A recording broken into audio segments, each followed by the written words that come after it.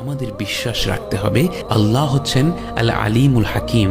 তিনি যখন আমাদের পরীক্ষা করেন সেটা হচ্ছে আমাদের জন্য সবর করে তার ভালোবাসা লাভ করার সুযোগ, আর তিনি যখন আমাদের আনন্দ উপভোগ করার সুযোগ করে দেন সেটা হচ্ছে আমাদের জন্য কৃতজ্ঞতা প্রকাশ করার মাধ্যমে তার ভালোবাসা লাভ করার সুযোগ।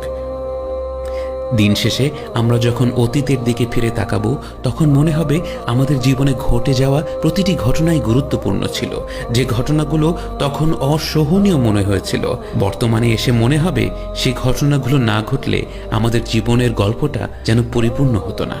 প্রকৃত বিশ্বাসীদের দায়িত্ব হলো প্রতিকূলতার সময় আল্লাহর ওপর ভরসা রাখা এবং মনে প্রাণে বিশ্বাস করা আমাদের জীবনে যা ঘটছে তার পেছনে কোনো না কোনো কারণ রয়েছে, এবং আমরা যদি আল্লাহর সাহায্য চাই তাহলে অবশ্যই এ সব কিছুর শেষে ভালো কিছুই হবে। আল্লাহ কিভাবে আমাদের পথ দেখাবেন তা আমরা কল্পনাও করতে পারি না।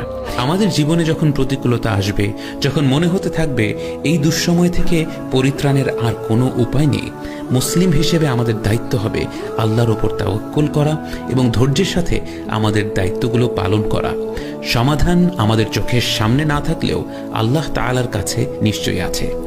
আমরা যদি নির্যাতনের শিকার হই, তিনি অবশ্যই আমাদের আক্ষেপগুলো শুনবেন, এর প্রতিদান দিবেন, হয় দুনিয়া এবং আখেরাতে, নয়তো শুধুমাত্র আখেরাতে। আমাদের বিশ্বাস রাখতে হবে আল আদিল কখনো অবিচার করেন না, এবং আমরা যদি দুঃসময়ে ধৈর্য ধরে তার প্রতি কৃতজ্ঞ হতে পারি, তিনি আমাদের এমন ভালো সময় দান করবেন যা কখনোই ফুরিয়ে যাবে না।